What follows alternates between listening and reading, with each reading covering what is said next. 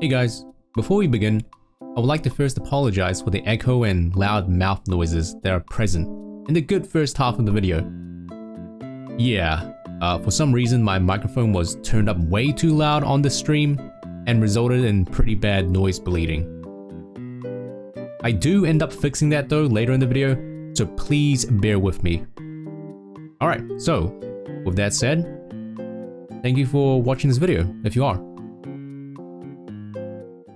Okay, so hello YouTube. If I do decide to upload this, welcome to a very unusual video. Now I say unusual because this is my first ever, I guess, reaction type video, I guess. So the reason this caught my eye was because this mentions the guy Cryaotic.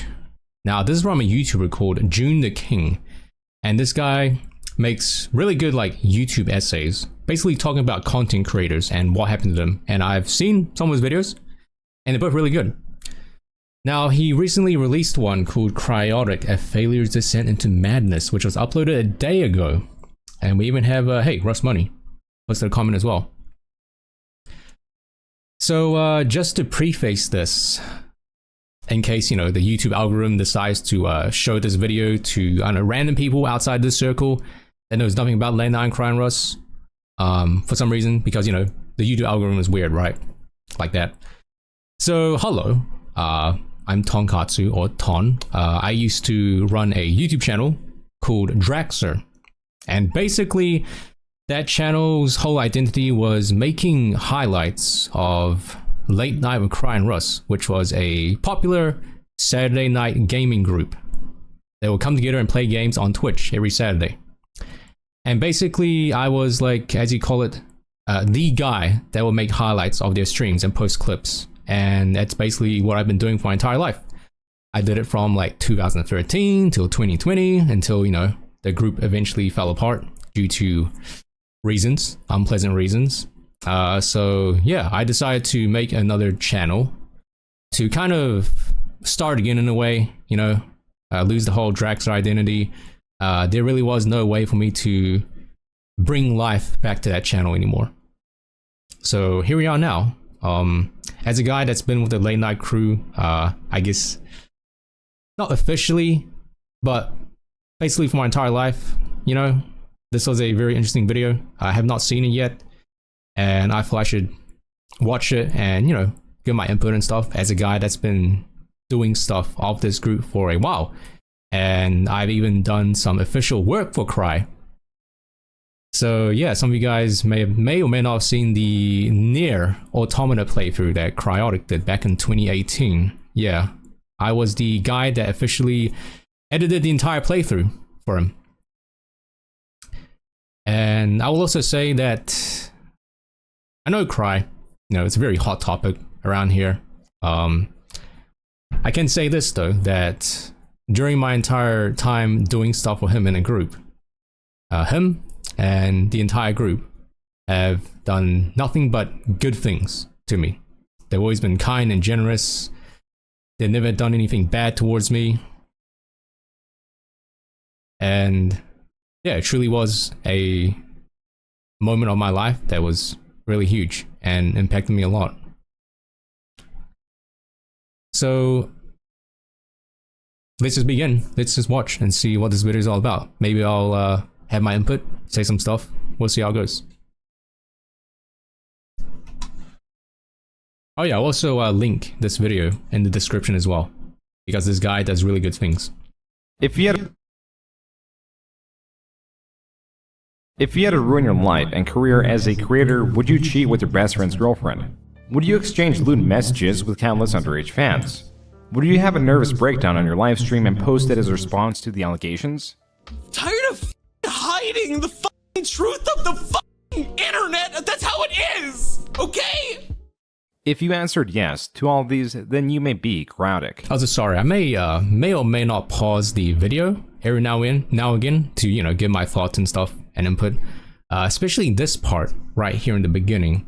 This clip, I believe this was taken from one of Cry's very last streams. Now, if I recall correctly, he did actually get in contact with me to make this video. If this is the correct one I'm thinking about, I believe if you go into the last video that you uploaded, right? Yeah, the one, you guys know. And you go watch the video that's linked in the description. I believe that leads to this stream. I don't think I included this clip in particular. But yeah, I did actually end up making the video for him. Response to the allegations? Tired of hiding the truth of the internet. That's how it is. Okay? If you answered yes to all these, then you may be Cryaotic. Cryaotic is was true, known Ali, yeah. riding the That was wave the of Let's birthday Plays, stream. particularly themed around horror, like creators such as PewDiePie, who on multiple occasions also collaborated with. Both of these creators became massive successes in their own rights. I'm sorry, really quick. Do you guys think, should I have subtitles on? This is auto-generated subtitles, so it's not going to be accurate. But should I have subtitles on? Cryaotic shifted more towards live streaming, where he built a community. Not just of viewers, but also many co-streamers that were ingrained members of the LNC or late night crew, as it was known. Cryaotic, being the host, held the most influence of. I believe, sorry I keep pausing. I'm gonna keep pausing throughout this. Sorry if it's really annoying.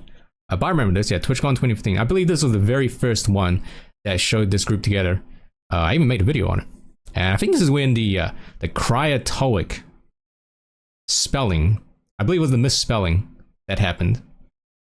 Yeah, I also think this was the first time Snake was shown live as well. Anyway, yeah, Snake's a cool person. Of it, and is why everything devolved. While most accusations of his transgressions were released at a rapid pace between late June and early July of 2020, his history of self-destructive actions reaches far before then. Others covering Cry, short for Cryaotic, will deem him a mass manipulator, a mastermind that weaseled his way to achieve control of others. In actuality, that would be too generous of his ability. The truth of his nature is far more pitiful in how little control he had of even his own life. That spiraled faster the longer he stayed on YouTube. But first, the beginning and understanding of how this came to be. This is the Sorry. Right, I got you. Is that actually true? Do I have to do that? I mean, I'm gonna pause and stuff every now and then, just to give my own input, right? I guess I was gonna say, the first time I saw Cry was when he did the Cry of Fear co-op with PewDiePie. If you guys remember that was so old. I remember I thought Cry, for some reason I thought Cry was the creator of Cry of Fear. But that is not actually the case at all. I believe that's the first time I saw Cry, or saw any of his content.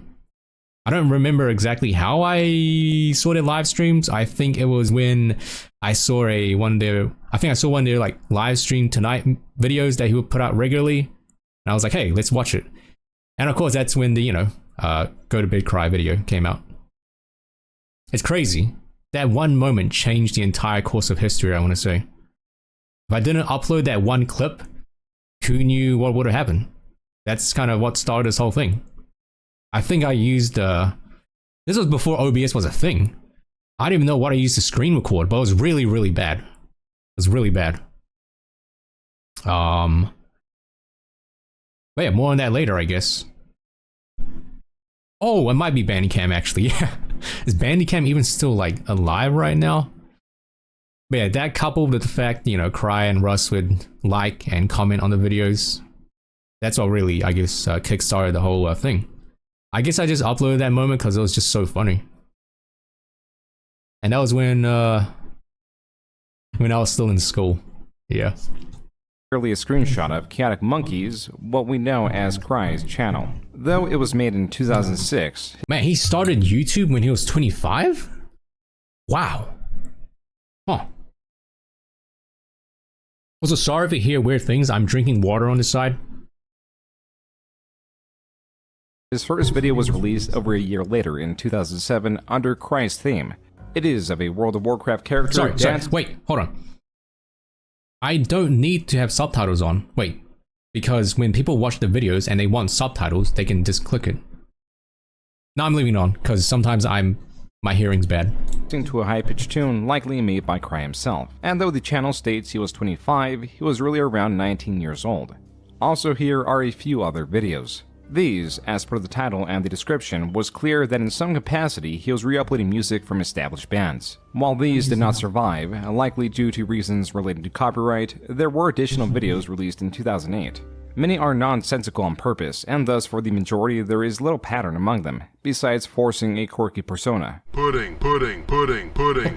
Disregarding other videos like this, one where it shows the title screen of an RPG game maker Cryaotic or showing glitches in a video game, some had the connection to the popular MMO World of Warcraft, telling stories through either movie clips or his own renditions of the events he's experienced, as it became abundantly clear he was an active player. Another thing these uploads show is reflected on the attitude of video creation in the late 2000s, in that the realistic incentive to make YouTube videos for the average person was to share creations amongst friends. Especially before the partner program was introduced, early creators' major incentives to create were specifically driven by their own interests. There was no sacrifice. Yeah, he never made an RPG. Yeah, did I remember that? You guys all remember the Hanzo anime, right? And that huge Tumblr anime adaptation that was going to be a thing back in like 2013 or whatever. The first official Cryaotic anime. And we all remember what happened. If you don't remember what happened, basically the project grew way too big. They became way too ambitious, and they ended up canceling the project, I believe. And what was more crazy is I think that they decided to sell merch before the show was even made. Which, you know, I guess take that what you will. To keep things patterned the Cry and anime, sensical, that's what it's called. Especially when there was no money involved, demonstrated well by Cry's channel, until it began uploading Let's Plays in 2010, which started as single contained videos of random I moments in remember. games. Sorry. I do remember, yeah. He would sometimes do streams of him writing the script for Hanzo. I remember those streams. But that was when, that was pretty late into the lifespan, and I was feeling it myself that I ended up not really watching all of his streams that often. Like, I used to tune in for every single weekly stream and stuff like that. But I ended up, like, stop watching it for whatever reason. Spurred him into covering the entirety of them. He was hardly the only one to do it, but was one of the few dedicated ones that carved out a niche by sticking with horror games and gave a reason for viewers to subscribe to him. His first series was on the newly released Amnesia: The Dark Descent, uploading his first Let's Play not even a month after the game was released. Amnesia: The Dark Descent. God, I remember this. I hate horror games. I am a coward. It took him about 3 weeks to finish the game after 32 videos. His consistent uploads, not muddying his uploads with anything else besides this series, and his commentary that was expressive enough to show his personality, yet laid back enough to offer a calmer experience, worked together to grow his channel. And there was also his voice that viewers gravitated to. Speaking of voice, right? That was crazy. I was reading the comments of this video, and someone brought up that Cry was like, I don't want to say the template because that's kind of like whack. But I don't know, there's no other way of saying it. But he's like, someone said, I'm paraphrasing it, right? But it's like he was a template for Dream and Corpse Husband. Where, like, you know, the voice and the anonymous thing and the whole like face mask thing. That was interesting. Yeah. Like other stories of success that can be traced to viral videos or series, Cry's growth was gradual, unlike another creator that was playing through the same game. Albeit 2 months after Cry finished the series was a small Let's Player known as PewDiePie. Alright, ladies and gentlemen, my name is Debano. and I can't believe I'm doing this. We're playing some Amnesia: The Dark Descent. God, classic in 2011, was so fun. it was apparent so that the parallels extended beyond just playing this game series, because besides dabbling in other that type of voice triggers. Oh, not triggers, but that type of voice does something. Yeah, it's kind of like me with VTubers. Actually, there's like a very specific VTuber voice that I'm just like, oh, no, I don't really want to listen. I'm sorry. Game genres like Cry sometimes did, PewDiePie also fell into the niche of covering games based around horror. What's more is that Cry and Pewds were often playing the exact same game, from Nightmare House 2 to Amnesia DLCs to even custom stories, better known as user-made mods. Naturally, there was variation among the channels and other series they would select, but the similarities of their choices was interesting, yet more clear when fan suggestions were accounted. Then there was a major separation in channels, and that is in terms of growth. And why? This is because of innovation from PewDiePie's side. The game changer for him was the inclusion of a face cam that captured his freakouts to games, but more importantly, allowed his fanbase to attach themselves to PewDiePie on a more personal level. With that, PewDiePie's channel grew. Parasocial friend, parasocial friend, parasocial friend. Wee woo. Yeah, I remember that. Wasn't that Cryaotic or something? Well, Aoni. I don't think I specifically remember watching it, but I remember hearing about it. Grew immensely and Cry's grew steadily, as he was determined to stay anonymous. As it happens with creators who make similar content, fans will leave comments on both channels comparing the two. More often than not, these comments will compliment both creators, and sometimes they will accuse one another of copying the choices of games. True. Do you guys remember the great 2012? It was like Cry, PewDiePie, Uber Hexanova, and like Spoonerism. And people were like going rampant about like, man, stop copying this guy's game choices. And then they got into like a group game together. I forgot what great game it was, but they like did a video where like all four of them played this like game. And I think it was a response to like this thing that was happening. This whole like, stop copying my favorite content creator. You got doxxed? I mean, Cry? There was this whole thing where someone allegedly found what Cry looked like. I don't know if it was ever confirmed if it was true or not. But if it's not true and it ended up being some random person's face, then that's not cool. You know? Yeah. Yeah, Ken and Minx were like unofficial Both PewDiePie and members Cry's of the crew. videos appeal to a young demographic of children. These ill-thought-out comments would appear more so in these videos. Yeah. Even still, they were not very common and typically ignored by the creator. The importance of these commenters... That post ended up getting removed, I believe. I remember this game in the background. Yeah, I remember that. Are that they likely help PewDiePie and Cry notice each other, and due to the peculiar position of both being an online content creator, it would not be too hard to find common ground and make plans for future collaboration as fans were requesting. Little did viewers know Cry was already doing a bit of collaboration of his own, and was able to not only cover a demo of this specific custom mod for Amnesia 3 months before PewDiePie. Welcome to Amnesia: The Dark Descent Custom Story, La Casa, requested by the mod creator himself, Russ Money. He also got access to the full version before it even released. And still, that is not the most important part of this video. It was a creator that went under Russ Money, as shown here. As the story goes, Russ Money approached Cryaotic with a demo and Cry really enjoyed it. When it was complete, he gave him first I told tips, you, Dawson, what I'm watching. Because this mod was experimental and more complex than the others, the two had many conversations likely about the installation. These conversations moved to Skype to speed up communication, until one day Russ Money gets an unexpected call from Cry. Unsure of the reason, Russ answered, and as Cry explained, he called the wrong person and was trying to reach his girlfriend at the time, known as JC.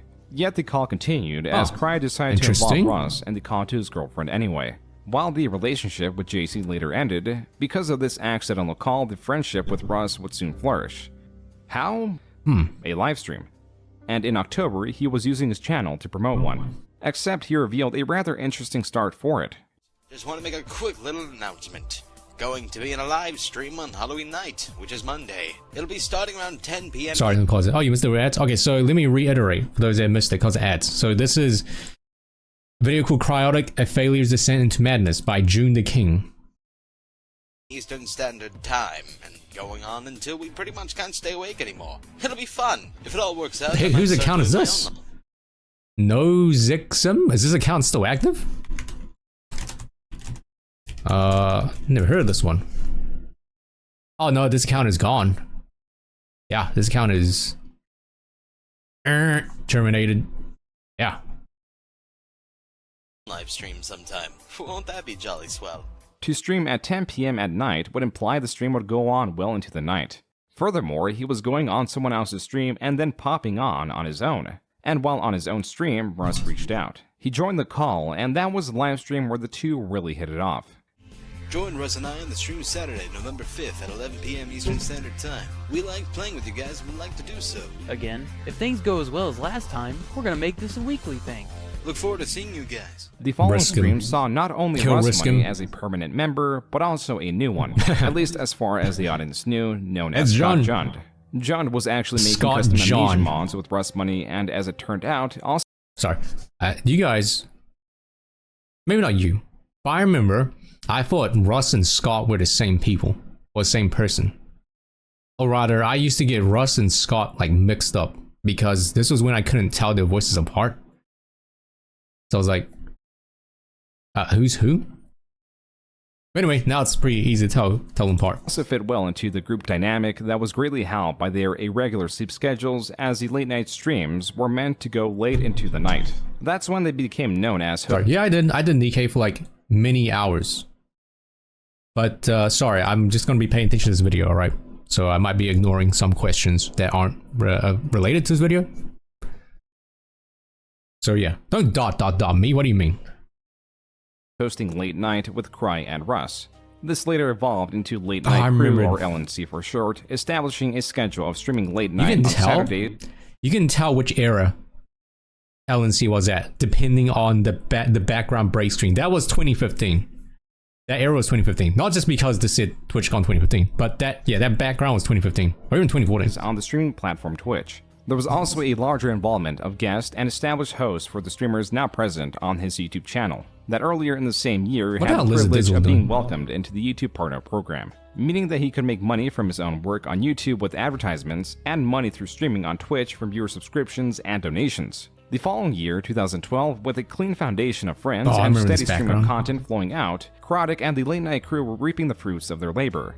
It's important to note that though the Late Night Crew had its established members take a share of earnings, also entertaining were guests that could range from other established creators. I'm sorry, but I really did not like Secret Hitler at all. Whenever they would play this game, I would not watch the stream. And eventually, later on, they started playing Secret Hitler a lot. And yeah, I remember I did not like this game. To even guest call-ins. One of these callers was Cheyenne, a fan of Cry's, and later because of continued communication. So I want to say, I have never talked with Cheyenne before. The only time we ever spoke was because she was a pretty big Counter-Strike Global Offensive fan, and I was also a Counter-Strike Global Offensive fan. And back in 2015, there was a Counter-Strike Global Offensive major, Cluj-Napoca, and there's a very famous match, the quarterfinals or semifinals match between Envious and G2 Esports, which went into like triple overtime or whatever. Final map, no one knew who this G2 Esports team was. They were like a huge underdog, and Envious was like at that time the #1 team in the world. They were a French team. And yeah, they were seen as number one team in the world at that time, I believe. And then G2 Esports, they came out of nowhere, and they had a lot of players that weren't nobodies, but they also weren't like super well known in the scene. But they got together and they almost ended up beating Envious, and it was like a Cinderella story if they won. But it was a really super intense match, and I remember Cheyenne tweeted something about that match, and I replied to it. I was like, yeah, goddamn, that was insane. And I think she liked it. I think she liked that tweet. And that was literally the only time we like interacted. Other than that, if you guys remember, back in 2014, they played a game called Contagion, I think. And I even have a video. I think the video is called XD Banned. Yeah, XD Banned. I remember, because my name at that time was Xdraxer, right? And during that stream, a lot of people were spamming XD, and they ended up banning that word. And because my name started with XD, right? When people would try to talk to me, they'll get banned. And I think she just brought up like, you know, oh, they're trying to type Xdraxer and getting banned. That was kind of funny. So that was the only time we interacted. Obviously, we all knew what happened, you know, later on in the stream. I won't get into it because, you know, you guys know all about it. But yeah, she never really had any malicious intent towards me. Then again, we never interacted. But yeah, everyone was fine. Everyone in the entire group was cool to me. I remember Zeeks, during offline chat, we were talking about stuff. Like the whole chat was talking about stuff. And someone brought up me because I was doing late night stuff. And she was like, oh, wait, you're the guy that does this. And she was like, you're pretty cool. And you know what I did? I screenshot her saying that I was pretty cool, and I saved it to my computer. I don't know if I have it still though. Yeah, she's a British girl. But obviously, you know, during the 2020 drama and the thing when everything came into light, you know, it ended up being not very based, I guess. But let's not get into it. I don't know if I still have that though. I might still have it. I'm not sure. Maybe. I don't think I have his it. girlfriend, and also another member of the late night crew. She was 16 and Cryaotic was 22. The rages would be a topic of discussion, but with Cheyenne's dedication to defending it and the perception of Cry, it did not stir up any controversy. More distracting were revelations and hints of frustration through Cry's side, and a wonder of not so much if he wanted to grow his channel, but was even capable with the minimum amount of responsibilities it took. He had consistent uploads out of the way and some I remember. sort of stream. Wait, this thumbnail. I think this was this the one when it was a drunk stream? I think Red made a custom board game, and it was a drunk stream, I believe. I'm pretty sure I made a video on it. Wait, is this the Late Night V2 channel? Amount of responsibilities it took. He had consistent Yeah, it is. It is. This is the Late Night V2 channel. 9 years ago. uploads out of the way and some sort of stream schedule. But that ran late into the night, and viewers learned was done by convenience. That was Making other Parappa the tasks about his Rapper, not life the- more difficult in the real world, considering he was sleeping in the mornings and waking up during the night. Moreover, Cry was not flexible. He could not temper his own expectations, and his disappointments with himself would leak into his videos. I don't know if you realize this, but the past month plus, I'd say, I have my sleep schedule has been horrible.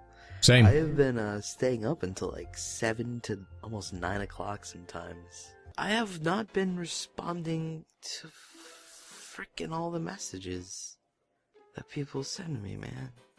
Like, How old like was he? to Well, it said before that she was like 16 and he was like 20, I think. Something along the lines of that.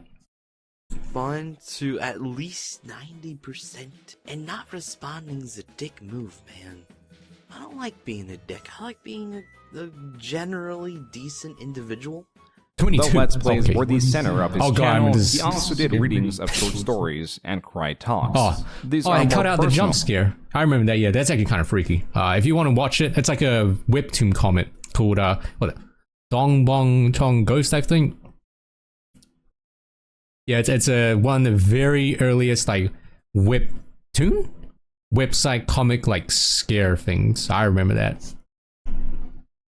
Where he tends to be more free about his thoughts and emotions, and a reoccurring area of disappointment in himself was his inability to reply to those that were reaching out through YouTube comments or email. In many of his older videos, there were at least 5 comments responding to viewers' questions as he prompted them to do so. But with his growth, this was hardly sustainable. There was also this Cry Talks video where he dissuades his audience from commenting negatively on other people's channels in a way to promote Cry. I got this thing that makes That's me so feel like weird. I'm going Do people still on do? Yeah, other people still do people's this. channels, and I look at them, and I look in the comments of their videos, and I see things like, "Why are you trying to copy Cry?" or "You're just some kind of wannabe," or things like that. I remember that. Who the fuck do you think you are? No one's trying to copy anyone. There would not be so much interest in these statements as they were somewhat normal, with creators venting some of their smaller frustrations and requesting their audience to act appropriately. Sorry. Apparently, this is a thing now with Mr. Beast. Like everyone, I don't watch Mr. Beast. Apparently, there's a lot of Mr. Beast likes, like Souls like, right? But Mr. Beast likes, where people try to be the next Mr. Beast. So it's kind of funny. Kind of funny how things work out. It became notable when it continued in further Cry Talks, venting about things that annoy him combined with his vague requests to viewers. Vague requests like asking viewers not to fawn over him, yet is something he was encouraging through the act of direct communication. Not one-off comments, but various chats over the internet with a demographic of teenage girls that would often give him praise. And, yes, while it's flattering, it's... I don't want you guys freaking out all the time, you know? Like, what's wrong with, you know, having a head-to-head conversation instead of, fanning yourself and freaking out over me just saying, hey. This reveals, in a way, that he does not understand the standard perception of viewers and creators. Viewers don't see the true form of a creator and only see the perception everyone sees online. That is not unique to any creator. There is an understanding here that is not the fault of the audience, but of Cryaotic's. Let me read it. Sorry. I remember that. I actually saw that, Doug. Yeah, I saw it on Twitter. I was scrolling down my Twitter feed, I saw it. For those of you who don't know, it was a short Twitter video about Jacksepticeye apparently calling out Mr. Beast and saying that Mr. Beast was like the worst thing to happen to YouTube. Anyway, that was a while ago. This is like old news now. Read this. Shut the fuck up. A game is meant to be played by people. It's not a trophy to be grabbed, called first like a jackass, and anyone who touches it afterwards is considered some kind of hack. You're on the internet because you have nothing better to do. You're bored. You need a time sink. Maybe you just got done jacking off and you still have another hour before your mother gets home. Sit there, shut up, and enjoy it. Don't sit there with your dick caught in your zipper over this kind of thing. This video, with the thumbnail that says "Shut the fuck up," is another great example of his lack of understanding of both the thought process of children that watch him and how to dissuade the larger audience from repeating the actions of accusing other creators of copying the ideas of game series. No, you know what I mean? You understand. He hates Mr. Beast. He hates him. Personally hates him. Anyway. This is represented by his aggressive stance that tries to shun those viewers, rather than help them understand their errors. But at the time, his openness of expressing his emotions was looked upon positively, and to give more reason to these reactions was slight leaks of his life at home that amplified those negative feelings. Take, for example, his Tumblr. The very first post available insinuates his mother is a drinker, but not to what degree. Quote, "It is done now, I feel powerful. Like my mother after several boozeries. Excellent." Unquote. There are other posts that show more of the state of Cry. Recalling the video where he discouraged viewers from putting him on a podium or the flattering messages that he gets, here in this Tumblr post is a comment of a fan saying, "Every time Cry giggles, my ovaries implode." Cry responds, "God, you must be in so much pain by now." The fan posts an additional comment of the same theme, but it doesn't stop here because this YouTube comment was placed on a Tumblr, and Cry once more responded to it on an additional platform. Though Cry seemed to put on the facade of discouragement of his audience and audience's sexualization, it's crazy how he was old encouraging this is. these comments by responding to them and promoting them. Though he... It's crazy, because this is like type of stuff you see in like crazy K-pop fandoms. And even some content creators today. But this was 11 years ago. Man, Tumblr is a... What the f...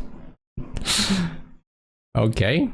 He did change these habits slightly. Other areas saw scrutiny Kinda because weird. it is a fact, proven by Cryaotic's sharing of his own statistics that he had... Majority of the viewers are ladies. This is probably good that... It's probably a good thing that wasn't a Tumblr head at a time. I did have a Tumblr called Fuck Yeah Cartoon GIFs. And it was pretty big. I remember I was so excited when I got like 100 notes, 100 followers. That was pretty big. But then I ended up stopped updating and posting on the website. This was pre-YouTube days. It kind of like led into me doing YouTube stuff, I guess. I remember before I would post something, I would ask my sister how it looked. Because she was also a Tumblr head.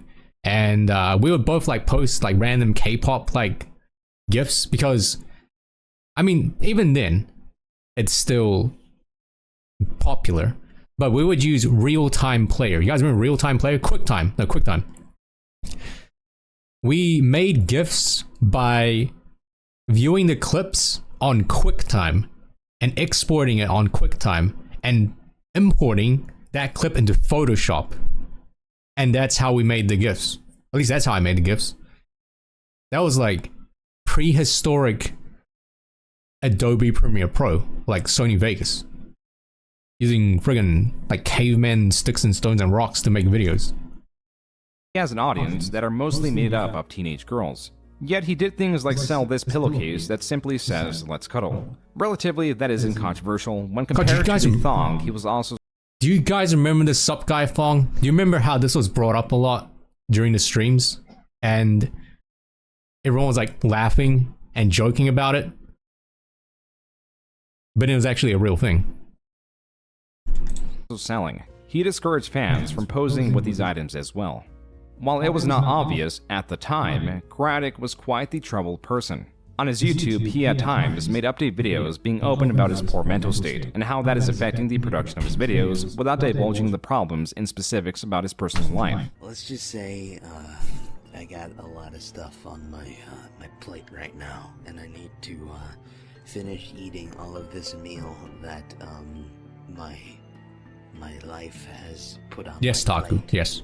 Before I can go on to the next plate, which has jolly, sweets. Much like how instead of- I'm blessed that I'm not a huge TikTok fan. I'm not an Instagram fan at all. I do not look at any of those websites.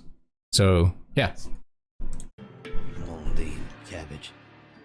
To find out what was happening, we can look at his Tumblr and examine this post that was released a month prior to that update video. Here he reveals he was raised by a single mother for as long as he could remember. A mother that had a constant battle with depression, where he would have to hide her medication to prevent her from doing something drastic. And no matter what attempts he or his siblings made to show her love, she always sought out a different form of love from other countless men. Men that treated his mother, and to that extent, the entire family poorly, until one man committed to a relationship that turned into a marriage and a stable household, and then arguing started between his mother and his stepfather. The difference this time is Cry claims to have found some solace in that they purchased a home and had some seclusion to the arguments whenever they started up, only for the relationship to seemingly end when it was revealed that his stepfather had been cheating. The last section will be read through Cry's words, as that is the best way to capture his perspective on what happened. Quote, "The biggest question that ran through the boy's mind. The most confusing thing of it all, he continued to ask himself, why would a man come into the life of someone only to absolutely destroy her? To further crumble a woman's trust in men after being abused and mistreated by innumerable individuals throughout the entirety of her life. All the while, treat the boy like nothing was wrong, to joke around with him, to treat him like a friend, to befriend him and let the boy begin to look up to him as the first father figure in his life." God damn it. Okay, sorry. I'm gonna take a break. Why is my microphone picking up on the video? It's not even that loud. Microphone and the echo should have been fixed now. I'm really sorry if it was annoying for the past 16 minutes. Let's continue. To treat him like a friend, to befriend him and let the boy begin to look up to him as the first father figure in his life, while you sit there and torment the only mother he has ever known.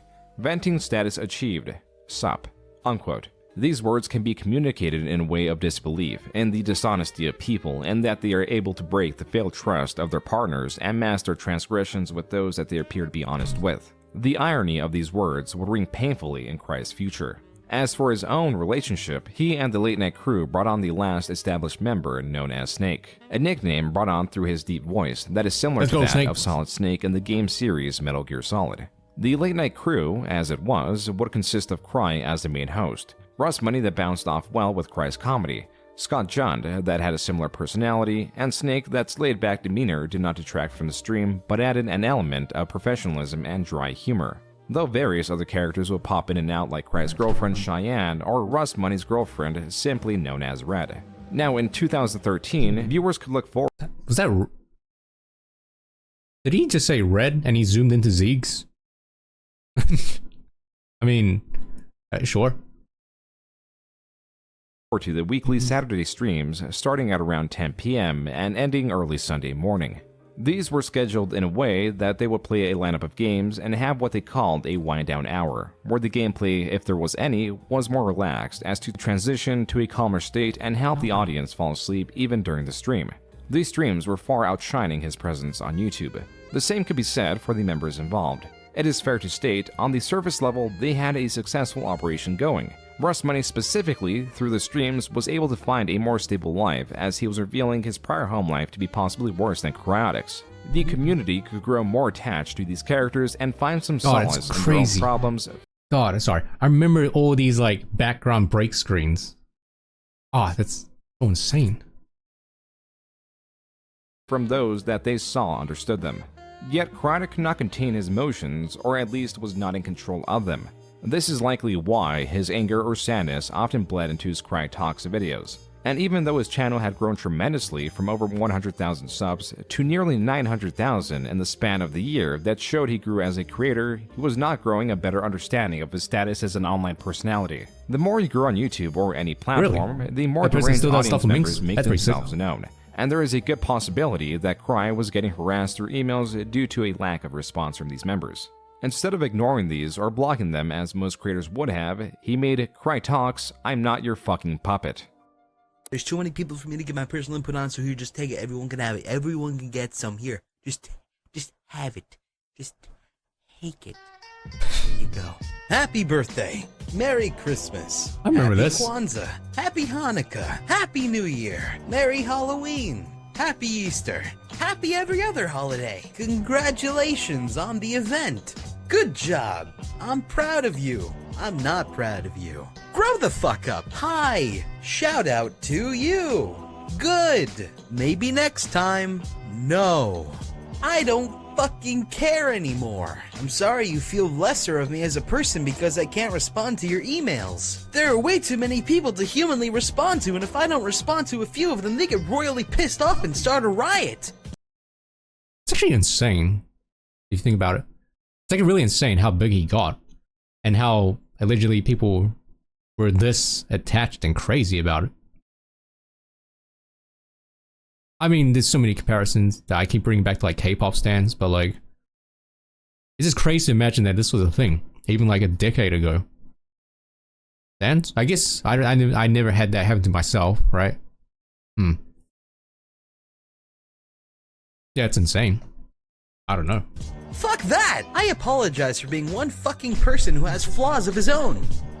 There, it's done. Just fucking hell. His increasingly aggressive venting to his general Yeah, it did seem like he grew way too big for his boots, or like couldn't handle all the growth. And maybe had a problem of venting too much information, maybe?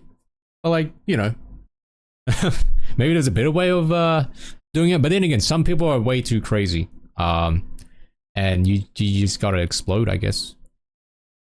audience. That is true. Some people can't handle. Well, no, not saying in a bad way. Some people just aren't like built. He's just built differently. No, I'm just kidding. Some people just aren't, I don't know, fit for a shit ton of attention, I guess. For the supreme minority of users was worrisome, but little knew even only bits of how. Yeah, but that's funny though, Doc. Oh no, we got ads. Damn it, Corona. No, wait, ads haven't started yet. We still have like 5 minutes. So, when the ads happen, I'll tell you. I'll pause the video. The maximum you have to wait is at least 3 minutes. Maybe less, but 3 minutes. I'll pause the video. That way we don't miss it. How bad it truly was behind the scenes. This is the third question. Which of these? Oh, I remember this. Cheating. Oh. Oh. Which one? You know what? Gonna have to go with this. This one? That's just the way my brain works, man. If you love somebody I don't know. and you say you love somebody else, then you a fucking asshole. But if you love somebody and you Which one? fuck up because you bang somebody else, then you're a fucking asshole, but you don't love somebody else at the same time, so This one? it's a little lesser, but it's still pretty bad. Okay. What do we got for that question?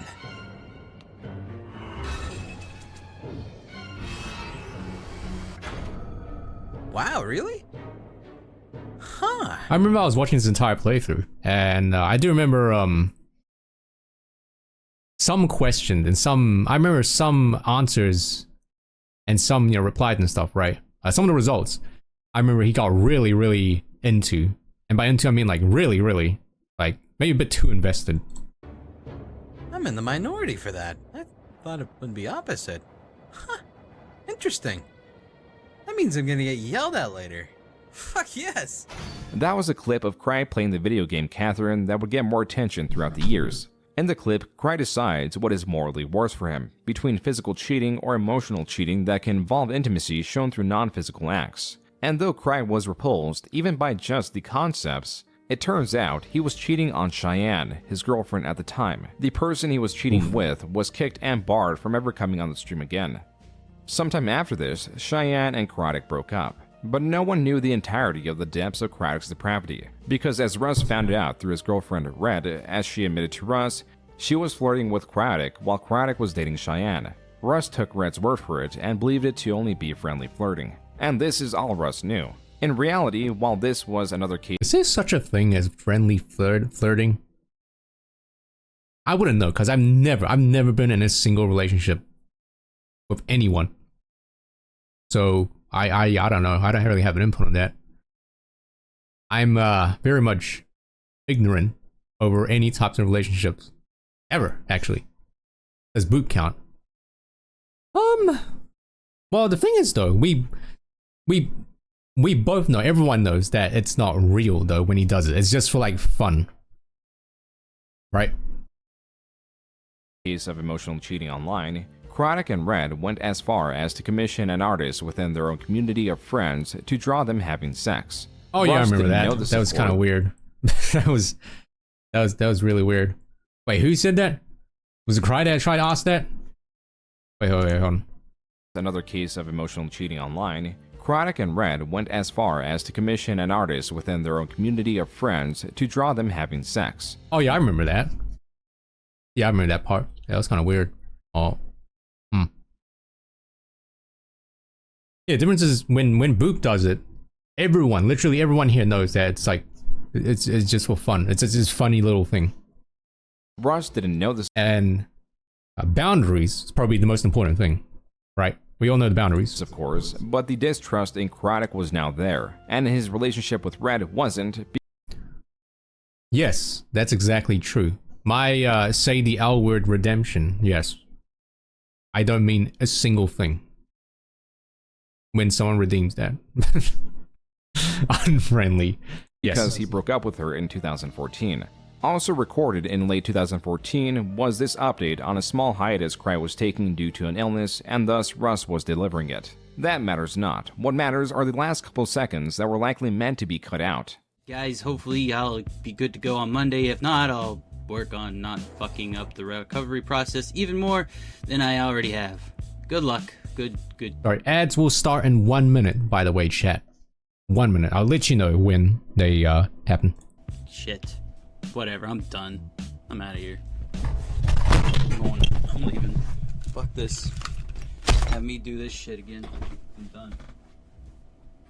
Yikes. That may have been genuine frustration at what happened. But just like Russ didn't know how far Red and Cryaotic went in terms of cheating, no audience members knew anything going on behind the scenes. Outwardly, there was no discussion of cheating, and the group continued to stream and move on with their jobs, while holding these secrets that through different communications knew only selected pieces of information. Except for Cryaotic, of course, who despite massive growth in 2014 with more collaborations with titans of YouTube like PewDiePie, found it difficult to even complete the most minor of tasks. It became apparent that he had commitment issues, and not just with relationships. On May 1st, he announced he was going to be voice acting in a video game that was in the middle of being crowdfunded. Oh, I remember this. This never happened, right?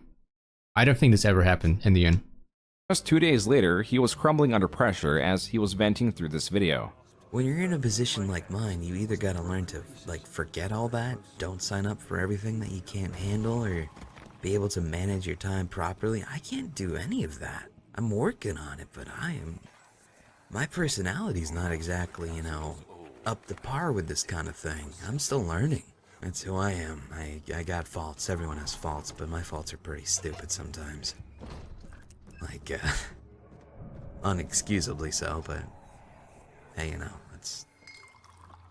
that's how people are, I guess. His complaints about his channel were becoming frequent, Sorry to pause this, but Twitch has informed me that the ads have started.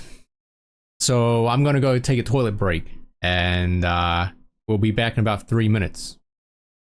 Alright, so we are now back from the ad break. Sorry, let us continue with the movie. Video. Like in this video, saddened about even the thought of the loss of his audience and interest in him. I'll see you later. Tomorrow. And the next day. And the next day. and then I think one more day, and then you're gonna get tired of me eventually. Just wait for that to happen. Okay. That video was uploaded June 10, 2014. Just 3 Jesus days Christ, later, he made romance. another video with a similar attitude. This time, he was lamenting the growth of his audience and the loss of communication he could have with a smaller one. You know, everyone, felt like, they were all part of the whole shebang. It was awesome. It was really fun.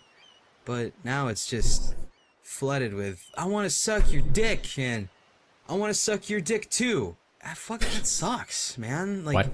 I appreciate you wanting to suck my dick, but I don't really want you to suck my dick. I just like, to hang out and shit, man. In this same video, he also revealed that he used to desire heavy intimacy. When I was younger, being a young boy and all, going through school and all that other stuff, I used to have wicked confidence issues just because, with other people, they got all those people being like, I love you too. I had a few of those, but, a lot of other people had a lot more, and I was just like, God, man, I want to be that guy. Even with his personal setbacks, he was still uploading, but not innovating. Even so, his channel in 2015 surpassed 2 million subscribers. Dang. Yet PewDiePie in the same year reached 40 million and Wow, was really? established as the largest channel on YouTube. 40 million in 2015? That's how big PewDiePie was? Wow. Also up in the ranks were similar channels like Markiplier and Jacksepticeye, but no Cryaotic. By Wow, 2000, Markiplier, dang, 565,000. Oh my god, I remember watching Markiplier when he had like under 60,000 subs. And every 10,000 subs, he would do like a weird ass video. I think 100,000, when he got to 100,000, he did the King of the Squirrels video, I think, right? Or was that 80,000? I forgot. But yeah, I remember that. 16, he couldn't even commit to completing a Let's Play series. This was probably better for him, as he which did one? seem to like having a smaller audience, or at least the benefits that came from having one. But his procrastination and lack of perceived progress in his personal life is something that continued to plague him. My general is going to bed at about 9 to 10 a.m., waking up at about 5, Don't into a tape. sometimes even 8. I don't remember, man. It's so long ago. Procrastinating, playing some Hearthstone because I have no life, wondering why I'm not doing anything, and procrastinating a little bit more until I finally get some recording done, do some editing, and then stay up for a very long time while things render, go to bed, and the cycle continues. Hopefully one of these days I stop doing that, but yeah, that's where the mindset is right now. He would not stop doing that, and his mental state, by his own admission, seemed to be getting worse. While he was announcing a Twitch panel of the late night crew that was becoming a yearly thing, he never attended in person to keep his anonymity, but was present through an online voice chat. I remember that. Guys, sorry about no video today. I just wanted to make a quick video saying, sorry. I haven't been feeling too well, both in the mental level and the physical level. As you can probably tell by my voice, it's a little bit raspy. But we're gonna be doing a little TwitchCon panel thing in a few hours here, and I just figured I should make a little video in case you guys don't know about that. This is where he was mentally in September of 2015, and frankly remained that way onward. His channel slumped into lesser and lesser viewership. There was a peak in 2017, and the same month he collaborated with PewDiePie and had a short resurgence, but did not utilize a moment and continued to further deprive his channel of content. Sorry. I would say that 2015 and 2017 was definitely, in terms of myself, was the biggest LNC year by far, I want to say. 2015 was really when the Draxler channel really took off. 2016 was really bad because when I started off the year with really bad internet issues. And by internet issues, I mean we didn't have internet for like the first 2 months of the year. And it wasn't until we threatened to change internet providers did they suddenly respond to us and be like, oh, no, wait, and then the internet started working. Yeah, it's crazy how that things happen. But thankfully, during that time, I bought Xenoblade Chronicles X. I bought Xenoblade Chronicles X for the Wii U. That was the reason I bought a Wii U. And I spent my time playing that instead. And that game was actually really good. Yeah, 2017 though. 2017 was a really good year for, I want to say, my channel and LNC. I feel from outsider perspective, it was a really good year because it was really fun. His streams were the same. The graph of average viewership only trended downward. The importance of this is Cry perceived himself as unmotivated and stagnating in his personal life. Friends were not being made, his sleep schedule did not allow for productivity, and he was not getting out. To have his own bastion of success regress must have been very difficult, as nothing could catch his deteriorating mental state. To make matters worse, his relationship with Russ Money was getting far worse. In around 2015, a new love interest for Russ entered the scene, simply known as Angel. As Russ details, quote, "We will flirt and be sexual with one another on DMs and over the phone. In my admittance, I was nowhere near emotionally ready to try to have another romantic relationship, living with untreated depression, PTSD, and residing in a horrible, helpless environment. I treated Angel badly, becoming upset whenever my suggestions of a real romantic relationship were denied. At one point in Angel's and I's relationship, I noticed how she was hanging out with Cry more often. Cry was definitely aware of my feelings for Angel, even using her presence to try to get me to stream with him once. Having my suspicions of Cry's inability to respect a boundary with Red, I feared he wouldn't respect my crush on Angel. It hurt me a lot to see them stream together, play games offline, hearing that they would have movie nights and not in the least invite me to participate. Eventually I had enough and confronted them both about. Both of them claimed it was only a friendship. I explained to Cry that Red told me they had flirted in the past and that it pissed me off. He perpetuated the lie and apologized for the flirting but gave no other details." Unquote. Russ goes on to say he found out that Angel was also revealing her sensitive correspondence with Russ as a form of entertainment with her friends on Discord. Feeling betrayed, he stopped communication with her and blocked her. That's actually insane. Now that this is like out, do you guys remember those videos I made? It was like with Crying Angel, and those are like so funny, especially that one game. I thought it was cool, but it was like really, really funny. At the time, it was really funny. It was like they played a co-op game. It wasn't Viscera Cleanup Detail. That one was pretty good as well. But it was like a it was a brother's tale of two sons, I think. That string. Okay. Knowing the context now, yeah, looking back at it with the context now, sure, it was really weird. But at the time, it was so funny. I remember I was laughing my ass off, actually. Yeah, it's pretty good. Even with his relationship with Angel soured, how Cryaotic was involved already made a friendship that lacked any trust worse. Then, in around 2018, Ross was finally introduced to those commissioned pieces of Cry and his former girlfriend Red. Now knowing the full extent of the emotional cheating, it is hard to say what it did to his current relationship with Cry. What's more, this was not the only relationship destroyed by Cryaotic, and due to his actions, possibly didn't have any friends to rely on. Other members of the late night crew were only there in a professional capacity, such as members like Snake, whose extent of friendship mostly ended at the end of the livestreams. There was also Cheyenne that had long left the late night crew. While she was not looked upon favorably by Cry's audience, for some reason in 2017, Cry was doing a series of podcast-style videos where he would have guests on and they would talk while completing a virtual puzzle. And Cry invited Cheyenne on for one of these. The result was an intoxicated Cheyenne hinting at Cry's transgressions and stabbing at his failings every step of the way. Well, I've never had this wine before, so I don't know. What is the alcoholic content levels? I don't know. I could go get the bottle. I mean... But I'm gonna finish this bottle anyway tonight. Jesus Christ, how big is the bottle? It's not that big at all. Oh my god, now you're gonna make me look it up so I have to defend myself not being a fucking alcoholic. Stop making progress. Mine's hard. Well, you're giving me a handicap here. No, you did that the day you... Never mind. Yeah. Never mind. Yeah. Oh, snap. That's what I thought. That's what I thought. Did you, though? Did you ever fucking think? No. Once in your life? No. Yeah, don't you fucking lie to everybody like It's that. a problem, but you need to commit to using it, you know? Bitch, you don't know a damn thing about commitment. I have commitment issues, I'm sorry!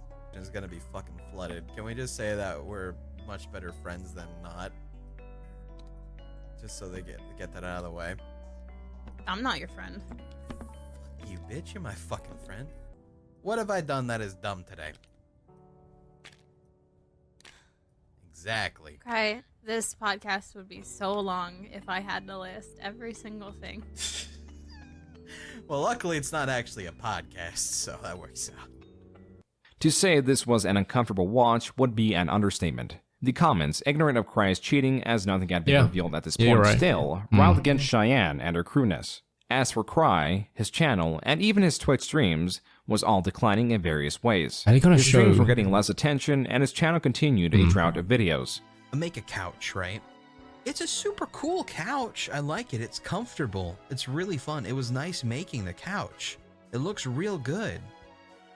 But then I get, you know, order from higher ups. They're like, yo, I want you to make 25 more of these couches. Don't change it up. Just 25 more of these couches. And by the time it gets to number 18 or something along those lines, you're just like, man, you know, I kind of wish I wasn't just making couches anymore. Maybe I could try to make a stool one of these days. Or a bathtub? I don't know, just anything else. Cry expressing he wants to do something else, but lacks the motivation to see it through. You got really good. You guys remember that stream? It was like 2014 or something. When, you guys remember Traggy? Traggy. There was a person named Traggy, I believe. I think it was during a Contra stream. It was like Wind Down Hour, where they swapped like Red with Cheyenne. And I think they were playing Contra. And Cry was talking about how, you know, he was talking about his upload schedule, and he was trying to upload a lot. And then Cheyenne was just like, you know, well, it's not really impressive, the amount of videos that you're editing and putting out. And then Traggy was just like talking something about like, you know, oh, look at him, you made him upset. And then Cheyenne was just like, well, I'm gonna hear about it tonight. I remember at that time, a lot of people felt really bad for Cry, actually, because, you know, at that point everyone was aware of his, you know, lack of video output. And at that time, when he was starting to make videos again, I believe, that comment was made. I don't know. I never really knew who Traggy was. I remember, I think Cheyenne or something made a comment. His name was like Tragedy or something. And everyone thought it was funny. Because, you know, Traggy, Tragedy. That was during Left 4 Dead 2, I believe. Or it might have been when, you know, Arcadum was around. But, you know, what happened. It is also important to note that this being in 2018, there was a... Yeah, also, you know, everyone knew that Cheyenne was probably not the most pleasant person to be around. In terms of just watching from an outside perspective. She definitely was a lot more, you know, crude, blunt, and perhaps even more mean compared to everyone else. I'm not sure, Dawson. I don't think it's a good idea to speculate, right? All we know is he didn't particularly have the best childhood growing up, as well as other outside factors. Coupled with the fact that I guess he exploded, right? Like he exploded in popularity maybe too fast for his own good. Hello, Wooly. Yo, welcome aboard. Wait, do you know who Cryaotic is? Or like, are you aware of who he is? Immense evolution of content on YouTube. Let's Plays have been long on a decline, and channels like PewDiePie have drifted through various forms of content like commentary on ongoing events. People were finding different ways to express their talents and interests, yet Cry remained the same and thus worsened. Wait, what? You found this channel through Cryaotic? That's so strange. And it's crazy, I believe you like rated me the other day, right? Yesterday. Yeah, not yesterday, but the previous stream. Wow, it's crazy.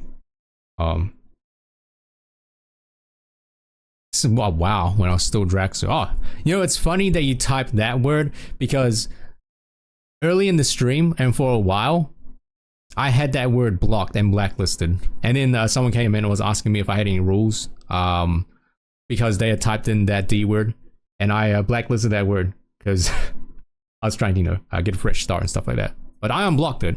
I thought it gave out the impression that, you know, I want nothing to do with late night and the previous stuff. But honestly speaking, I'm fine with talking about it. I don't mind if you bring up Cry or late night or anything like that. Could be. I am obviously very biased, right? I have a huge. What's the word? I have a huge bias and subjective view, right? Because I've only had positive experiences with late night and I guess Cryaotic, right? Because he was nothing but nice to me. So, you know, it's a pretty big, I guess, whiplash. But I'm fine with talking about it. But he couldn't even stagnate. His YouTube viewership dipped to 1/7 of what it was in just 2 years. The very same thing happened to his Twitch, as he went from averaging around 8,000 viewers to just a little over 1,000. Let's not use that word, Dawson. All right. I never got to grow up, I guess, if that makes sense. I did the whole high school thing, and I did a little bit of jobs, and then I got really lucky with YouTube when I was, you know, younger, 20s. And I've been supporting my family since then as well. So I've never gotten the chance to move out on my own. And I kind of realized once I, you know, was getting up there, I kind of never stopped just simply being a middle brother or just like a fucking kid, I guess, mentally, pretty much. I've been seeing a therapist as well as, you know, getting properly medicated for that old ADD I have, so... These anxieties reached an entirely new level in 2019. He was now sharing the core of what was bothering him. Even the small sense of hope of possible improvement was lost. Prior, when he was talking about how demotivated he was discussing it in a defeatist way, yet was not confining himself entirely to failure and left the possibility of improvement. To have now expressed full disappointment in his life, almost to an irreversible degree, adds much needed context to his, what can be best described as, live nervous breakdown. Furthermore, this was also his last livestream and took place on his 31st birthday, being June 11th, 2020. While the full stream is not available, there is the unlisted cut-down stream on his channel that begins with consideration to his mental state, informing his audience he is not in the best state, yet committed to not let it affect his solo birthday stream. I also wanted to... Sorry, I just want to, yeah, if you don't know already, that video in question that this guy's talking about is the one that I made for him. So let me interject really quick and say that for those that don't know, I was streaming one day, and I was streaming Final Fantasy Remake, and Cryaotic actually sent me a DM on Discord telling me if I could make a video for him of this birthday stream, because when I was streaming, I believe this birthday stream was also happening when I was also streaming. So I went into that stream, and I think I was in the middle. Yeah, I was in the middle of the stream, yeah, but I went into his stream, and I think I heard him crying and stuff like that. I was like, whoa, what's happening? I think people in chat told me that something weird was happening in the stream as well. But yeah, that happened, and then after that stream, his stream, he DM'd me on Discord, and I was like, yo, can you make a video of this? And I was like, yeah, sure, I'll give it a shot. And next couple of days, I was still streaming Final Fantasy Remake, and I DM'd him asking him, like, you know, what do you want in the video? Because there's a lot of things, right? A lot of pretty spicy things, I would like to say, for the lack of a better word. There's a lot of yeah, very spicy things, and I was like, should I include this? Should I include this? And then he was like, oh, let me get onto a voice call with you, and I'll tell you. I was like, oh shit. So at this point, right, you can imagine that I was like starstruck for a minute, because keep in mind, I'd been doing late night Cry Rust stuff and Cry stuff for like 7 years now. This was from like 2013. So this happened in when did Final Fantasy Remake come out? Was it 2018 or 2020? No, it had to be 2020. Yeah. Had to be 2020. Yeah. So yeah, at this time, I've been doing late night stuff for 7 years, and I had never once talked with anyone in the late night crew. I never, never gone to a voice call with him. I never actually talked, Russ, Snake, Scott, anyone. I never was invited to a game or joined the game. I joined once, and that was it. That was during Tabletop Simulator. I actually uploaded that into my Draxler channel actually. Yeah, so he popped into voice chat, and I was like, oh shit, Cry's actually, this is happening, right? Yeah, I got senpai'd. Now keep in mind, this was after I had become his first editor for his Nier Automata stream back in 2018. Now in 2018, I was in my last year of university, and we had this thing where we had to do work for other people. In order to pass, we had to get these credits, and to get these credits, we had to do some sort of work, like creative work for like other people or like a company, right? And at this point, I was also like getting into a rut because I was like, oh man, am I going to be doing LNC stuff forever? Like, because prior to this, I never had a real job, by the way. I never had an actual job. Late night Crime Rush kind of happened literally at my last year of high school. That's when I started earning money doing YouTube stuff. So I kind of like full committed to YouTube. And for a while, it was actually really good. But obviously, nearing the end of LNC's lifespan, right, you could tell that the popularity of the show and group was on a decline, right? They weren't really reaching the 10,000 digit mark, right? Because 2015, 2014, 2016, right, they were peaking around like, over 10,000 viewers. But, there was a steady decline and stuff. A lot of factors were included in that. You probably know some already. But then I remember on Twitter, Cry DM'd me. He was like, hey, I'm doing a Nier Automata playthrough. Because at this point, a lot of people were asking him to play Nier Automata. And I remember I was at school, I think, in the middle of school maybe? And he sent me a DM on Twitter. It's like, hey, you want to become my editor for Nier Automata? I was like, oh shit, yeah, no problem. Because he was like, my editing style and stuff like that. Because at this part, I felt like we respected each other in a mutual sense. And it's sort of like, mutually respected each other's like creative works, right? And at the time, a lot of like YouTubers that I was watching started like changing, right? And I did like how Cry's content was kind of like the same, it was like those long form content. There weren't many cuts. He didn't really have an annoying voice. You know the one, the YouTuber voice. He didn't really have like an annoying YouTuber voice. But yeah, at that point, the stars kind of aligned, right? Like, whoa, I could do this work. And I asked my tutor, I was like, hey, I'm doing this YouTube work for this guy. Does this count towards our credits? And he was like, yeah, it does count. I was like, oh shit. Wow, you're telling me that this counts towards the credits, that I need to graduate and I could do this and finish the whole thing. Like, right? I didn't have to do any other work for school. I could just do this. And that was it. I'm like free, home free. So yeah, fast forward 2020, when he asked to join in voice chat while I was streaming, I was like, yeah, fine, yeah, go ahead. And I remember in voice chat during the stream, I was like, should I, because during this birthday stream, he also talked like about political stuff. And I was like, do you want me to include the political stuff or do you want me to like remove it? And then he was like, yeah, include it. I don't care. I just want the idea. He said, to paraphrase what he said, he was like, I want the video to be about being genuine, right? At this point, he was fixated on the idea of being genuine, right? And saying the truth. And I think maybe at this point, he bottled up a shit ton of things and wanted to explode. And this birthday stream kind of like cultivated into this, right?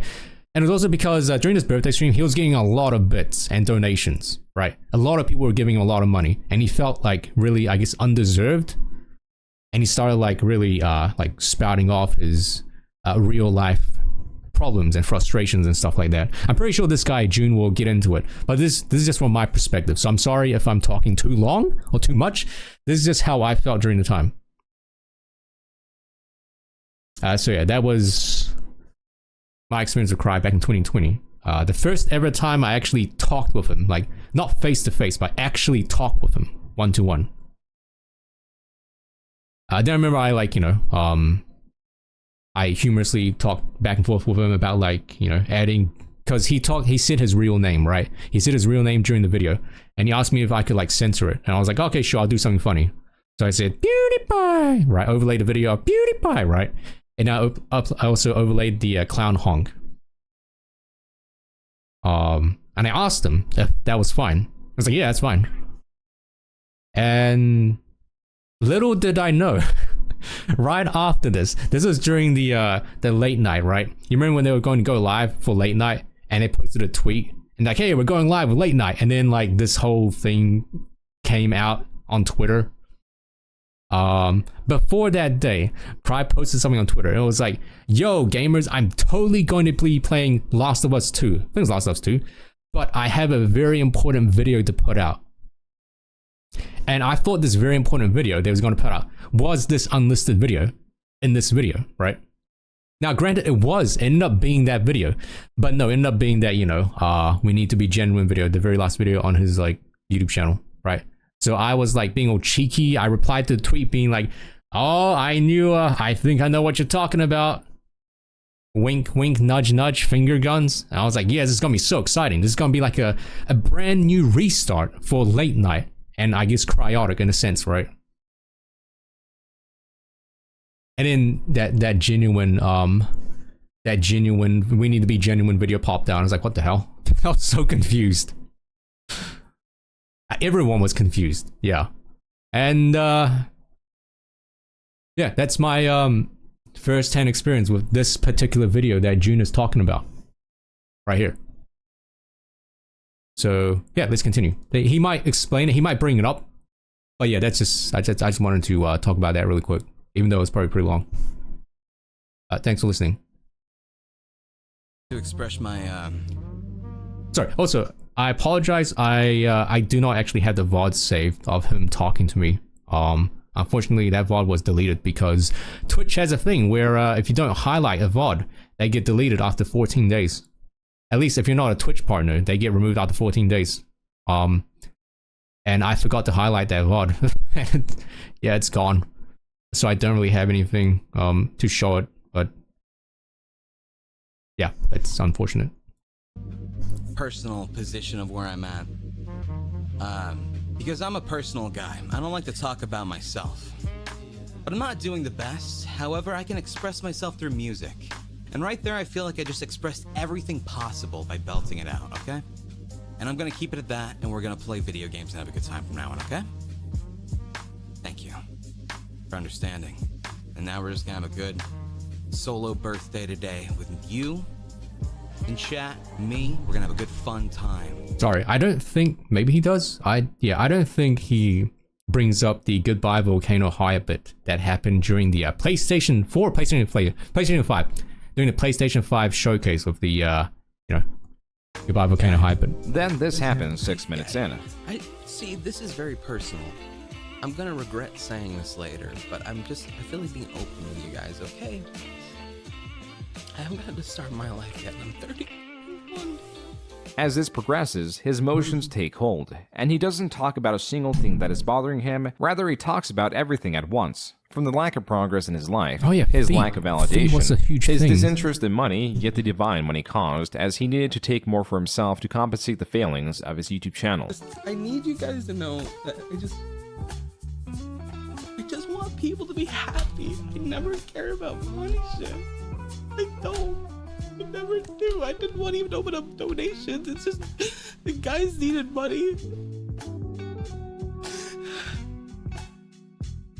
And I felt guilty because they needed money. But then when YouTube started doing bad, it's like, fuck, well now I technically need money to do my... And then... Fucking... Then I had to be like, okay, well, I'm sorry, I can only give you guys the Saturday days, but I have to at least take the days of the week that when I stream at least, and then that caused distance between us. So all the guys and us, we have our distances and shit. We don't talk like we used to and shit. It's all fucking distance and shit. It's so fucking hard just to fucking have a good fucking time like we used to, man. Everything is hard, guys. It's so fucking hard. The most important part of his venting is saying that the money, more so lack thereof, drove a rift between his friend group. Then he laments the fact he doesn't stop his friends from gossiping or the like, and his role is diminished by his own lack of direction. Telling people no, I hate disappointing people. I hate being like, hey, you, stop.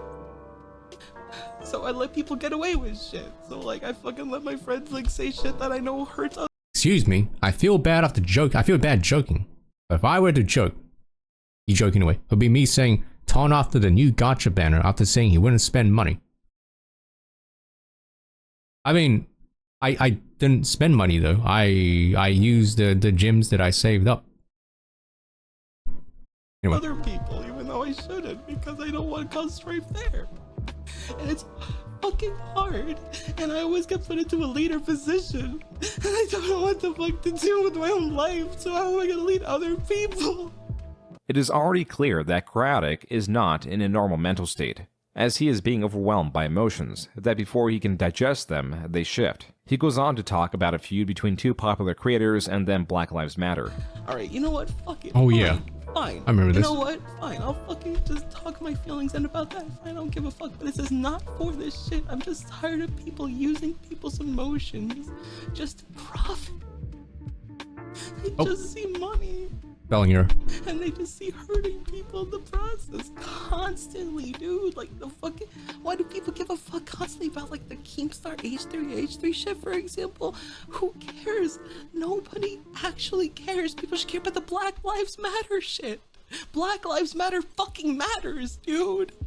That shit fucking, that was not a trend. Fuck off, dude. That is a thing that matters, dude. But people just go back. Now everyone's care about the DMCA shit. That shit's been going on. You found out storms exist. Welcome to the internet. Tired of fucking hiding the fucking truth of the fucking internet. That's how it is. Okay? After this, there is a possible moment of catharsis as he thanks his viewers and states he's simply tired of people hiding their shit. Yeah, I mean, I have nothing really I don't really have much to say about this, where it's like, what he's saying is like what he's doing as well. That makes sense, right? I don't think the Trolls 2 thing, because that was very specific, and I don't think it was on his Twitch account, right? It was on Tolo's stream? It was on Snake's. I don't think that was on Cry's channel. I remember looking it up though, when someone brought it up, and I was like, wait, what do you mean? Maybe it's on YouTube, I don't know. I don't actually know where the clip is. And all this other shit, I'm sorry. I'm just very open right now, and I don't fucking care anymore. You know, I'm at a point where there's nothing left to lose. I'm at my lowest point of my fucking life. I'm at 31 years old, okay? I'm at I guess this is my midlife crisis, but I feel great, essentially. If that helps, I feel amazing because I have this great perspective of knowing everything is gonna be okay. Because you guys are fucking amazing. I'm sorry, it's just I can't hide this shit anymore, okay? Yeah, at that time, I think I was kind of falling out with like late night and Cry stuff. Like I wasn't really tuning into every single stream anymore. Just tired of everyone hiding their shit, okay? I'm sorry. Cryaotic then takes a break, plays Trine and vents a bit more. Then gives a blanket apology directed at those few that knew of his actions, prodding at the 3 prominent members of the late night crew. You know what? Any friends right now of mine, genuine friends of mine, or people that I've talked to, or even, no, it's no shame.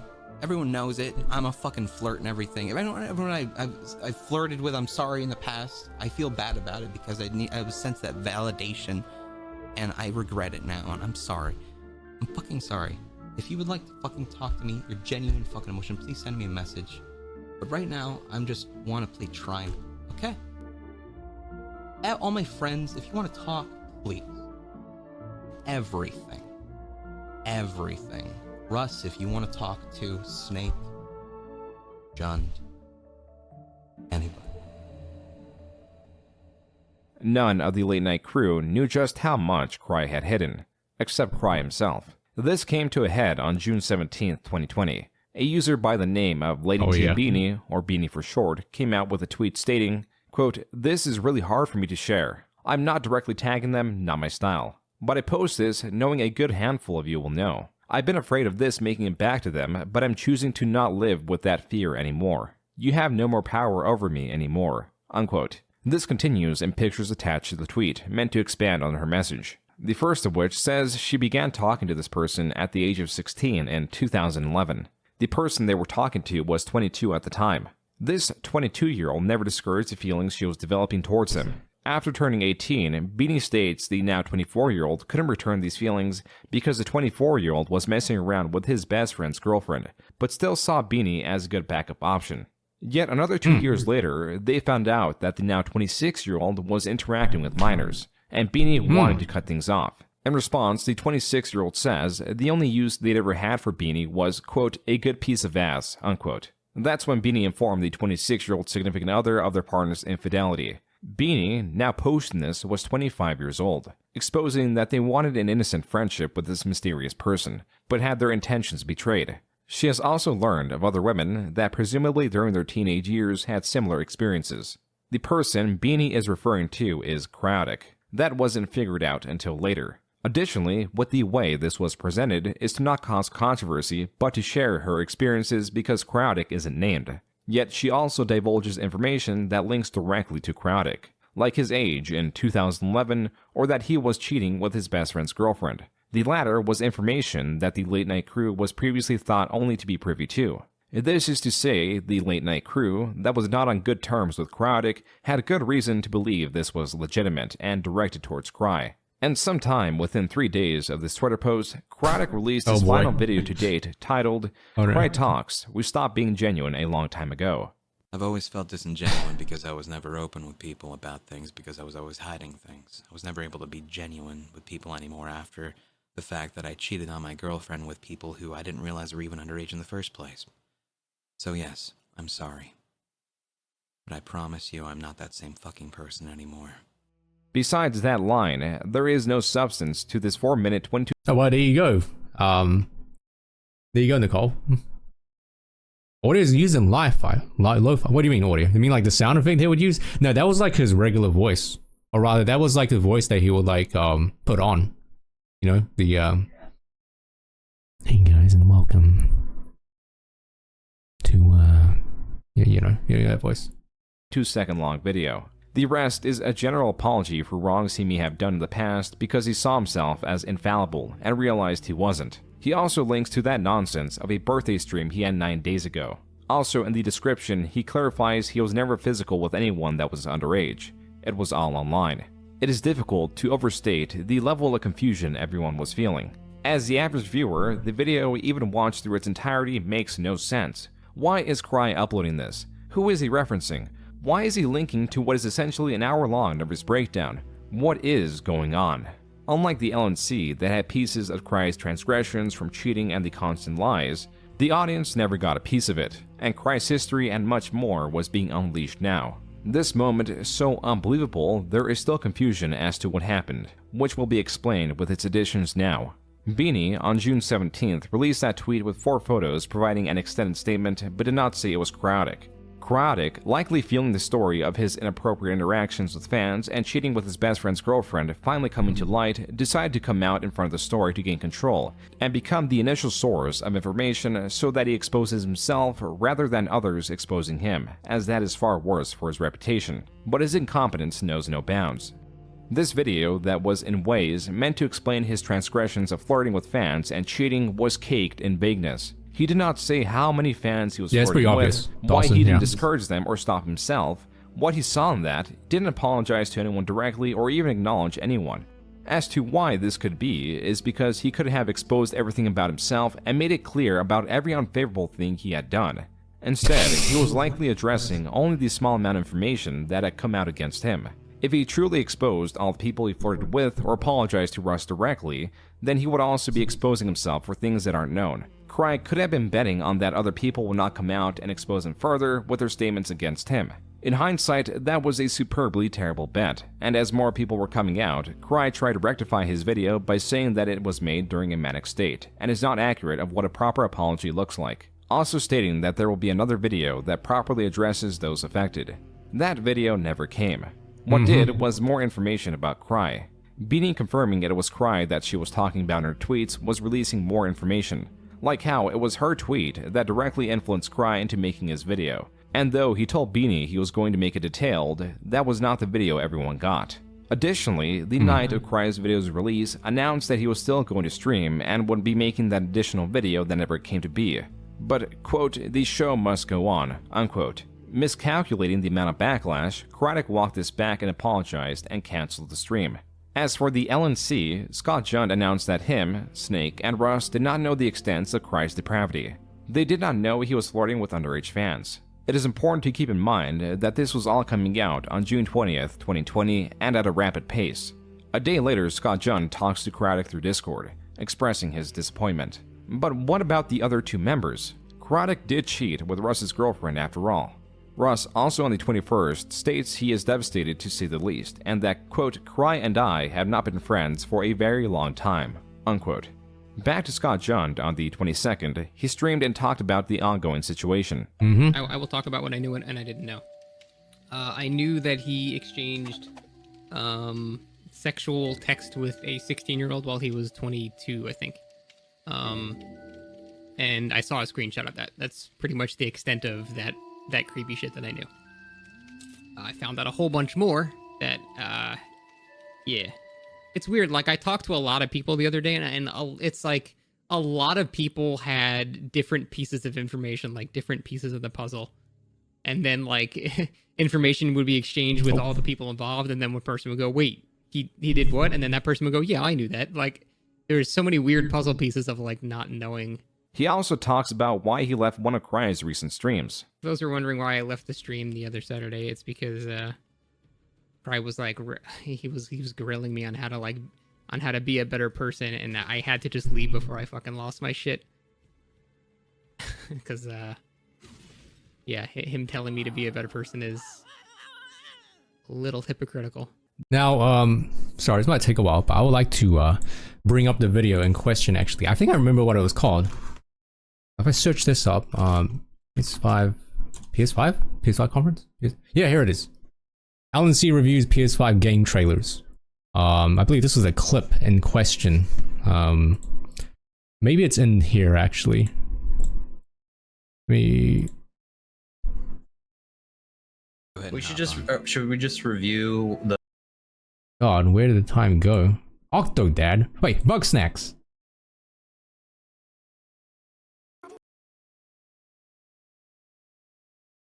Oh. Unwell. Yeah, Don't Bug be Snacks. sad. Have a snacks. I'm sad. Oh God. Strawby.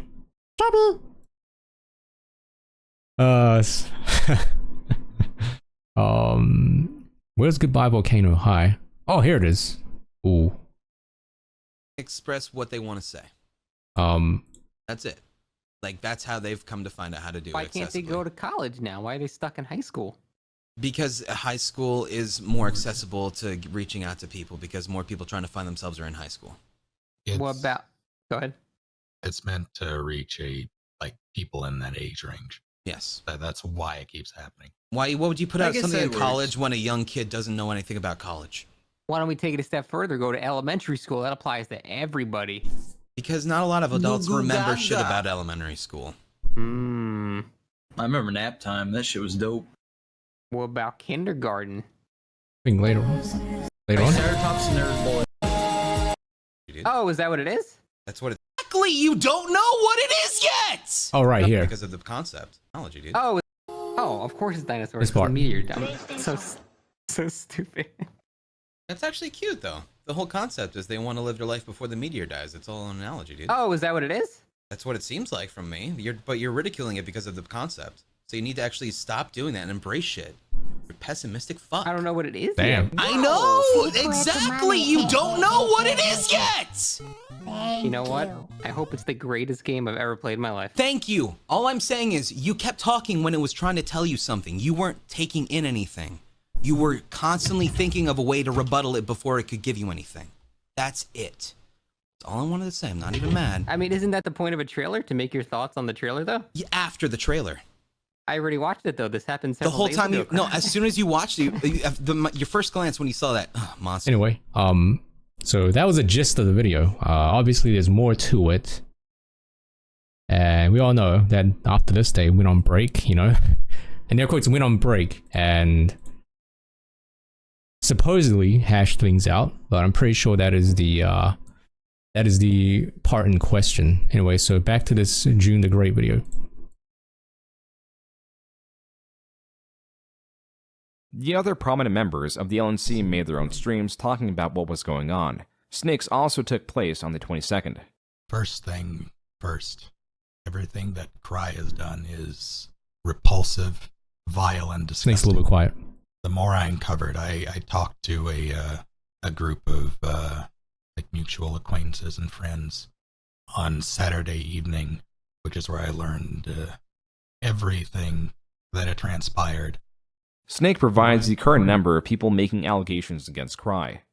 It was 14 people that, like both minor and adults, that have been in some way victimized by Cry. In the middle of all this turmoil, Cheyenne, Cryaotic's ex-girlfriend that was cheated on back in 2014, was entering the fray, and besides attacking Cry, was arguing that the other members of the LNC didn't know what Cryaotic was up to, and that their knowledge wasn't limited to that time that he cheated. She also claims that Scott John was trying to falsify documents against her, but when prompted for evidence, fails to provide any.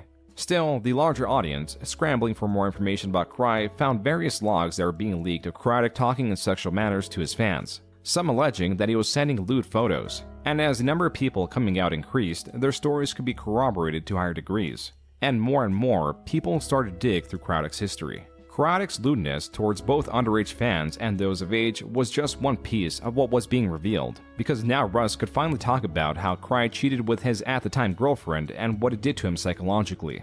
This is felt through his Twitlonger retelling what he went through, but that is not nearly as powerful as the raw emotion shown in his own livestream that took place around June 24th. Fuck Cry, that shit's dissolved. I don't want nothing to do with it ever again. I would like to move on because I've held on to those facts of all that shit happening. It just caused me so much fucking pain, man. I'm so fucking mad. How can I look at that dude who also had a fucked up childhood like me? Him and I were and then to inflict that on fucking people, it's just, what? How the fuck can you do that, man? As Russ expresses his disbelief in Cry's actions, more questions are brought forward. Like, even though Cryaotic cheated with Russ's girlfriend at the time, Red, why did he continue to stream with him several years after? Absolutely did. I lived in a meth house, is what I call it. Because my parents, like, they just, like, I'm going off on me, but it was hell. And he helped me get the fuck out of it.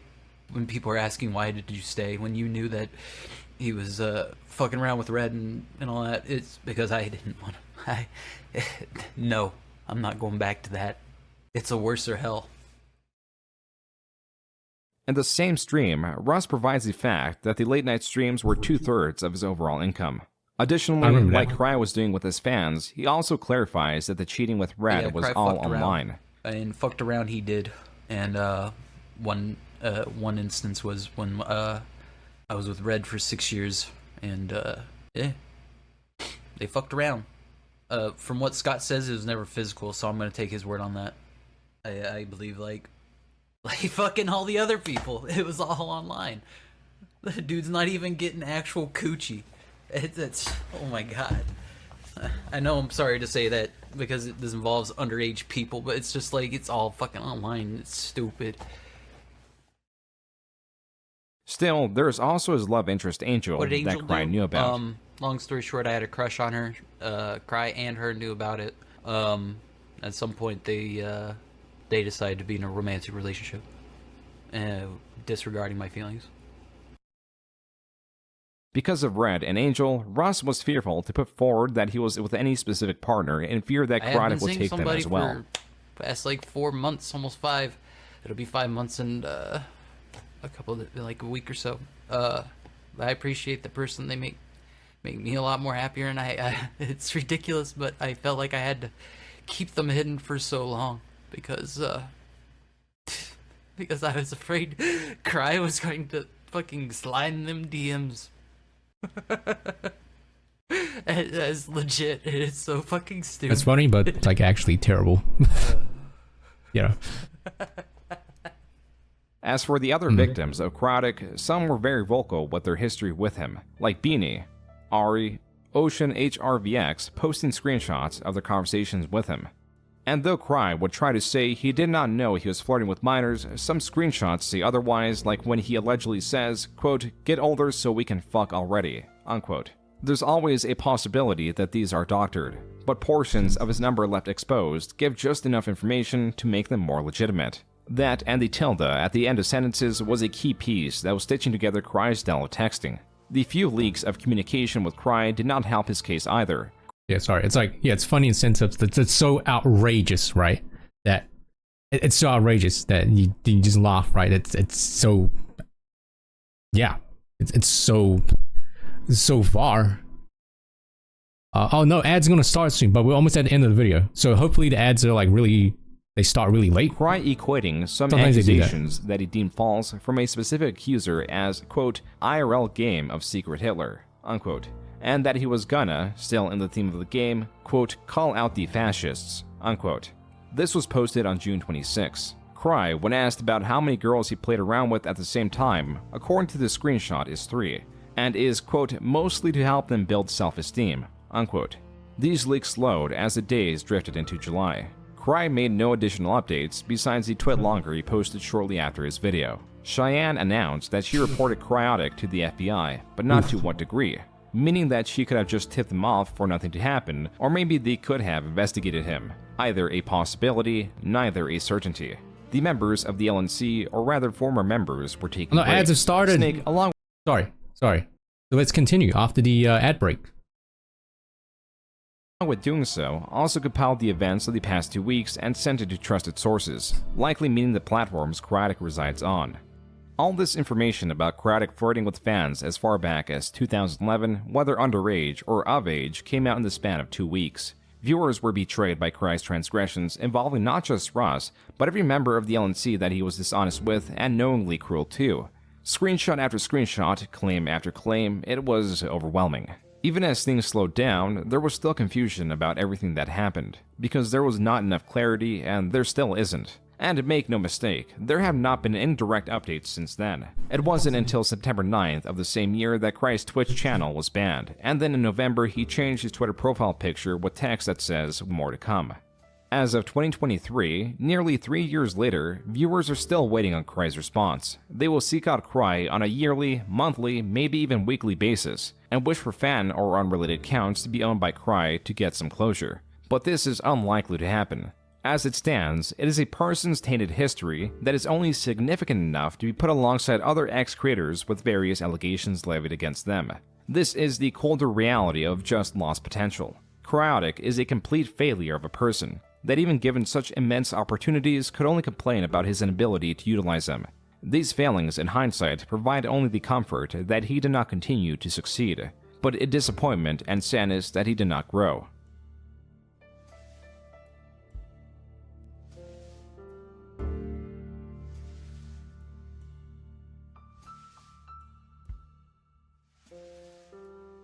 And there you have it, everybody. That was the end of the video, made by June the King. So, round of applause for this video, because that was actually really well made. And definitely basically was a very good summary. I know it was an hour long video, but it's still a very good rundown of what happened from start to finish. Some which I wasn't really aware of.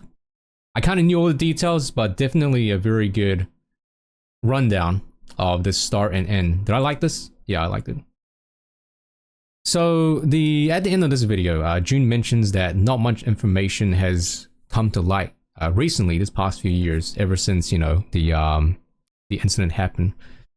But actually in 2021, when I was streaming, Cry actually sent me a DM on Discord. Basically, yeah, he's still alive. Some of you guys wondering, yes, he is still alive. Now this was back in 2021, and nothing has happened since, but at least during that time, the gist of it is he is seeking therapy. And that's pretty much it. Nothing else has really come to light other than that. So yeah, those are my thoughts on this video. Hopefully my interjections and like interruptions weren't too annoying. I know I stopped and paused and did a lot of things.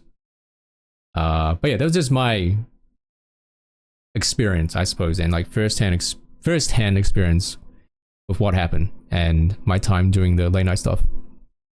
I enjoyed all of it. There are periods where I, you know, when I kind of, was like, oh, am I gonna be doing this forever?